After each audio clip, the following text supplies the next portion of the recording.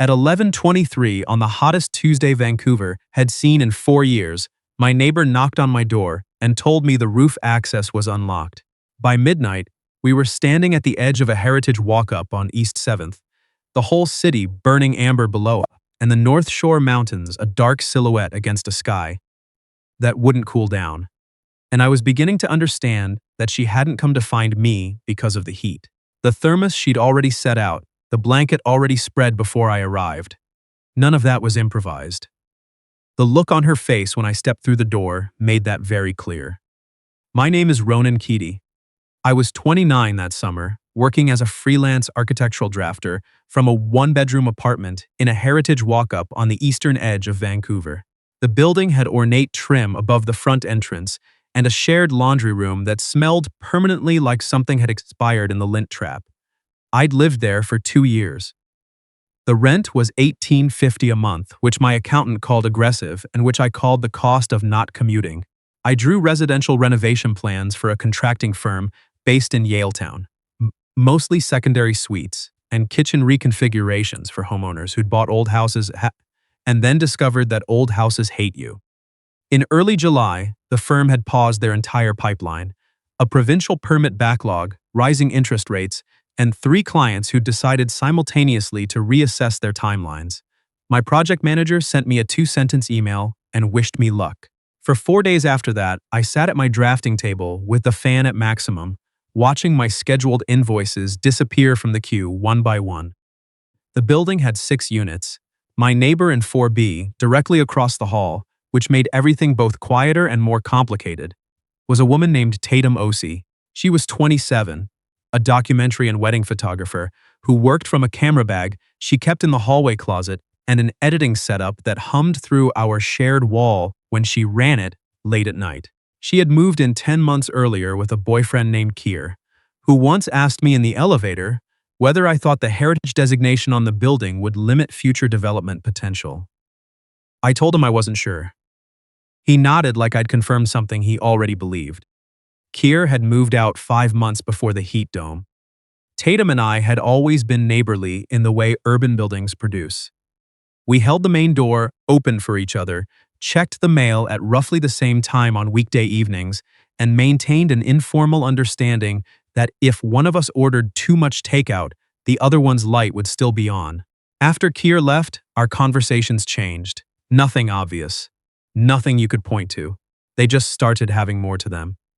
She came back from a wedding shoot on the Sunshine Coast exhausted, and I made her a second cup of tea without being asked. I missed a deadline by 2 hours because I forgot to eat, and she knocked with half a container of leftover congee from the Vietnamese place on Commercial Drive. We talked in the hallway more than was strictly necessary.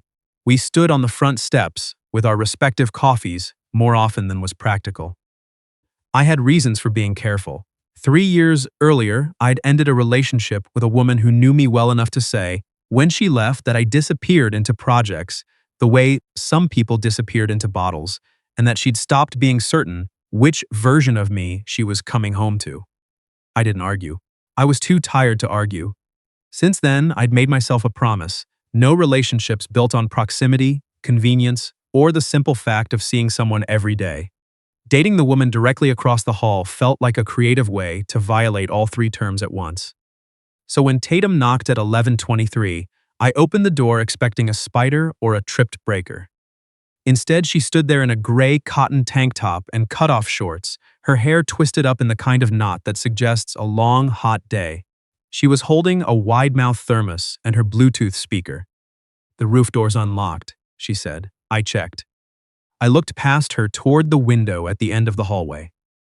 Warm air was still coming under the front door at nearly midnight. "How do you know it's unlocked?" I may have convinced the super to give me the access code a few months ago. "For emergencies. This qualifies. It's 39 degrees. It's cooler inside. Your apartment faces south. Your definition of cooler is probably not what the thermometer says." She was right. I'd spent the last hour with a bag of frozen edamame on my neck in front of a box fan that was mostly moving hot air around in an uninspiring circle. "Is this a building thing? Are we all going up?" Tatum tilted her head. It's a you and me thing if you want. There was nothing rushed in the way she said it. No pressure in either direction. Just clarity. I put on my shoes. The roof was not glamorous. There was a water tank, a mechanical box I assumed was related to the elevator, and a stretch of gravel-covered membrane roofing that radiated the day's heat back up through our shoes. But the view made all of it irrelevant.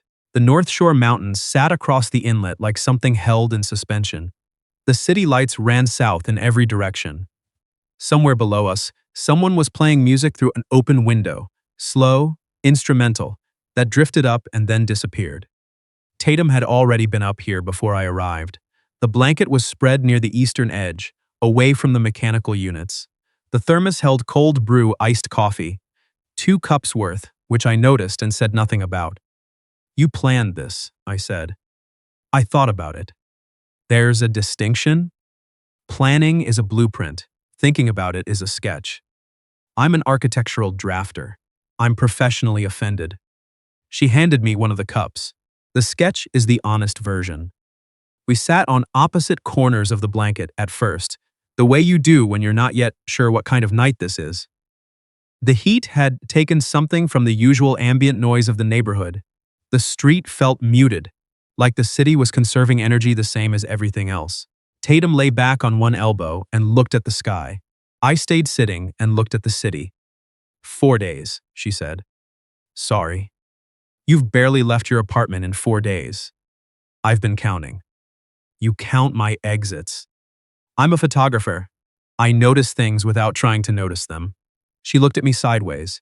The firm paused the pipe. 2-sentence email. They wished me luck. And since then, you've been doing what, exactly? Reorganizing my file structure. Tatum made a sound that wasn't quite judgment. That's a very polite description of hiding. I'm not hiding. You ordered from the same pho place 3 nights in a row. It's good pho. Ronan. That was the first time she'd said my name like that. Not as a greeting, not as a label, but as a gentle call towards something more honest. I felt it somewhere below my ribs. The pipeline might not resume, I said. I know. I've been freelancing for 6 years. I know how to handle slow periods. But not this one. Not this one. She sat up. Can I tell you why I knocked on your door tonight? And not the roof part. The shift in her voice was small. I caught it anyway. Yes. Because you've been on the other side of that hallway for 4 days, looking like a man who's waiting for something to give him permission to come back to his own life. She wrapped both hands around her cup, and I got tired of watching that. I looked at her, the mountain silhouettes behind her, the amber city below, the cold brew going slowly warm in my hands. That's a very specific reason to invite someone to trespass on a roof, I said.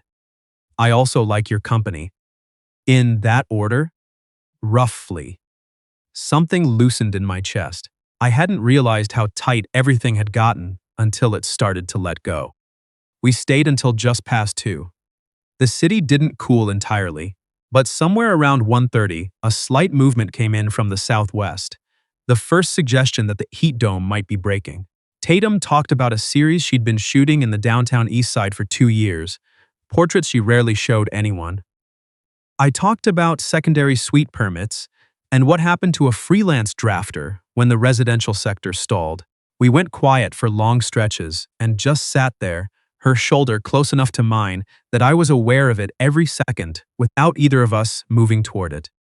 When we finally came downstairs, she stopped at her door and I stopped at mine. The sketch, she said. What about it? I still think it's the honest version. The blueprint comes when you know what you're building, I said. She smiled briefly, like I'd given the right answer to a question she hadn't asked out loud. Good night, Ronan. Good night. I went inside and did not sleep for a long time. The next morning, she knocked at 8:15 with 2 cups of drip coffee from the place on Commercial Drive. She held one out before I could say anything. I stepped back and let her in. We sat at my drafting table because it was the only flat surface not covered in drawing tubes, and a week's mail I hadn't opened. She looked at my pinned floor plans the way she looked at everything, unhurried, taking in the details. What's this one? Secondary suite conversion. A family bought a 1920s bungalow and want their parents in the basement without it feeling like a basement. Can you manage that? You can do most things with enough ceiling height and the right window placement. She nodded slowly. I like that. Then, can I tell you something I probably should have told you 3 weeks ago? I set down my coffee, yes. I got a grant. She kept her eyes on the floor plan. Canada Council for the Arts, documentary photography, a 6-month residency embedded with a traditional boat-building community in the Azores. The Azores, I placed it after a moment. Islands off Portugal's coast, Atlantic, remote. That's significant, I said, and meant it. The boats are hand-built using methods almost no one documents anymore. The community is maybe 3 generations from the practice disappearing entirely. Her voice had changed when she spoke about it, faster, more certain, more alive. The grant covers travel, accommodation, and a living stipend.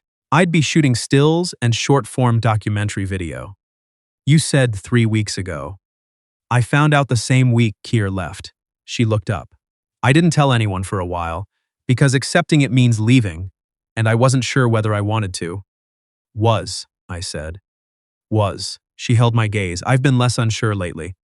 I understood what she was telling me. I understood it the way you understand a structural drawing, not because someone explains it, but because you know how to read the lines. When would you leave? I asked. 3 months, end of September. I looked at the floor plan above my table, the penciled ceiling heights. The window I'd placed on the south wall to bring in morning light. You should take it, I said. Her expression shifted almost imperceptibly. I wasn't asking for permission. I know. It's the right call. It sounds like exactly what you've been building toward.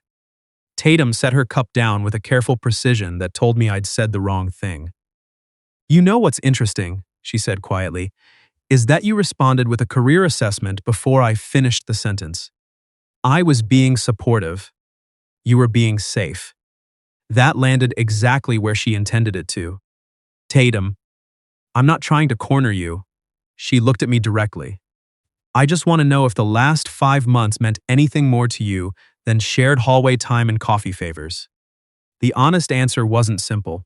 It was tangled up with the relationship that had ended, and the months after it, and the particular discipline I'd convinced myself was wisdom.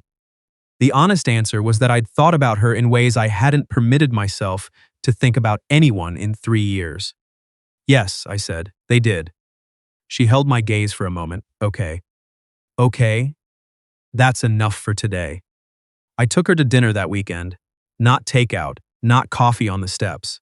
An actual dinner at a Portuguese restaurant on Main Street, which I found slightly too on the nose, but booked anyway because the food was worth the symbolism.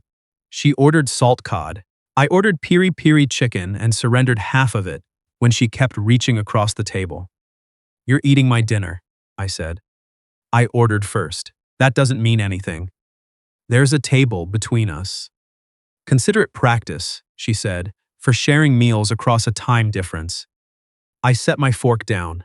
The words time difference had been sitting quietly in the room all evening, politely unacknowledged until now. Is that what you want? I asked. She met my eyes. I want to find out what this is before I'm on a plane. I want to not spend 6 months in the Azores, wondering if I left something real sitting in a hallway on East 7th. And if we find out it's real, then we figure it out. Vancouver to the Azores isn't a commutable distance. No. My work is location dependent right now. I know. I reached across the table and took her hand. I want to find out too, I said. I just needed you to know I understand what I'd be asking you to carry. Tatum turned my hand over in hers and looked at it for a moment, the way she looked at a frame she was considering. You're the first person in a long time who's thought about what something costs before agreeing to it. Is that good? She squeezed my hand and didn't let go. That's very good. The email came at 6:47 on a Thursday morning, while I was on my second cup of coffee, trying to work out whether a new client's basement slab would need a structural engineer. Tatum knocked 20 minutes later. I could tell before she said anything. She handed me her phone. I read it twice. The residency start date had moved. The original arrangement had been late September. The boat building community's primary working season, the months when traditional launches happened, began in early August. If she arrived in September, she'd miss the most important documentation window. They were asking her to arrive in 26 days. 26 days. Tatum sat on the edge of my drafting table like she needed a surface beneath her. Can you ask for more time? I already tried. The timing is tied to the community's calendar, not theirs. I looked at her. She was looking at the floor plan above my desk, the same one, the basement suite, with the south-facing window. Ronan, she said quietly. I know. I have to decide today. I came and sat beside her on the table's edge. The building's mechanical systems hummed distantly through the ceiling. Tell me what you actually want, I said. Not what's manageable, what you want. She looked up. Her eyes were steady. I want the boats. I want the work. I want 6 months of the most meaningful documentary project I've ever had the chance to shoot. She paused. And I don't want to lose whatever this is when I get on the plane. Those aren't mutually exclusive. They feel like it right now. Feelings aren't structural drawings, I said. They don't have to be accurate to be worth paying attention to. She stared at me. Did you just use your own profession as a metaphor? I'm working with what I have. A sound came out of her that was somewhere between a laugh and something that wasn't. I put my arm around her. She put her head on my shoulder. Tell me this is survivable, she said. 26 days is enough time to have a real beginning, I said, and I know how to keep a schedule. I know how to show up when I say I'm going to. How do you know? Because I've spent 3 years not showing up for anyone, and I know exactly what that looks like. This isn't what that looks like. She lifted her head and looked at me. Something in her face had shifted. Okay, she said. Okay, you're accepting. Okay, I'm accepting. I kissed her. It wasn't the first time I'd thought about it, but it was the first time I did it, and it felt less like a leap than like finally putting weight on a floor you'd already tested 3 times. She kissed me back with 5 months of careful restraint behind it. The 26 days were not enough and also exactly enough. We ate dinner most evenings. We walked the seawall from Hastings down to the market and back, the mountains watching from across the water the whole way. She showed me her editing work, hundreds of frames from the past year's weddings, and beneath them a folder of personal projects she rarely shared with anyone. Dockworkers on the North Fish Market on East Hastings, the 2-year portrait series from the downtown East Side. The way her voice changed when she talked about that work told me everything I needed to know about what the residency meant. You need to go, I told her on a Thursday evening, looking at a frame of a weathered fisherman's hands coiling a line on a pier. I know.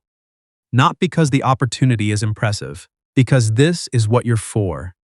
She looked at me sideways, what I'm for. It's not a small thing. Some people have something they're specifically built toward. I think this is yours. Tatum was quiet for a moment. Then she closed her laptop. What are you for? I thought about it honestly. I'm still finding out. But I think it might involve not disappearing when things get uncertain. That's a low bar. I'm starting from where I actually am. She laughed at that. Then she came and sat beside me on the couch and didn't move for the rest of the evening. I drove her to the airport in my hatchback, her camera bags filling the back seat, along with the secondary strobe kit she'd debated leaving behind for weight. She'd checked her insurance documentation 4 times before we left East 7th. Somewhere after the Granville Street Bridge, she reached over and put her hand on the center console, palm up. I took it. At departures, I helped with the bags until the point where only she could go further. She turned around with her boarding pass in one hand. I'll call when I land in Lisbon, she said. I'll answer. Time difference is 8 hours. I know how to read a clock. Ronan. Tatum. She stepped forward and kissed me, briefly, deliberately, the kind of kiss that is also a statement. Don't disappear, she said. I'm not going anywhere. She picked up her carry-on, and went through the doors without looking back, which I understood was the only way she could make herself do it. I stood in the departures lane long enough for a security officer to tell me politely that I needed to move my car. Long distance looked nothing like I'd prepared for. I had expected something cinematic. Meaningful video calls, scheduled longing, the particular ache of airport reunions. What it actually looked like was Tatum texting me at 6 in the morning her time because she'd photographed a boat launch at sunrise and couldn't wait until I woke up to tell me about it. It was me sending her a photo of a basement renovation so ugly it had its own gravitational field, with the caption, "This is what keeps the lights on and also what gives me nightmares." It was a FaceTime on a Tuesday that started as a 10-minute check-in and ended 3 hours later when we both noticed it was past midnight. I missed 2 calls, once because of a deadline, once because I fell asleep on the couch. Both times I called back within the hour. Both times I told her exactly what had happened and why. This sounds like a small thing. It wasn't. At 2 months, I told my landlord I was considering relocating. He gave me the look of a man who'd heard that before. At 3 months, I found a remote drafting position with a firm doing heritage restoration projects across Western Europe. Less money than my Vancouver rate. More interesting work than anything I'd touched in years. I applied. At 4 months, Tatum mailed me a photograph she'd taken of a finished hull, at dusk. The wood still bare. The lines so clean they looked almost impossible. On the back, she'd written, "This is what I came for. I'm glad you pushed me." I pinned it above my drafting table, where the floor plans used to go. At 4.5 months, the firm offered me the position. I didn't accept that day. I sat with it for a full week. I thought about the lease on East 7th, the lint trap laundry room, the view from the roof on the hottest night of the year. I thought about what Tatum had said about sketches and blueprints. Then I called her. "I got a job offer," I said. She went quiet for one beat. "Where?" "Edinburgh-based firm.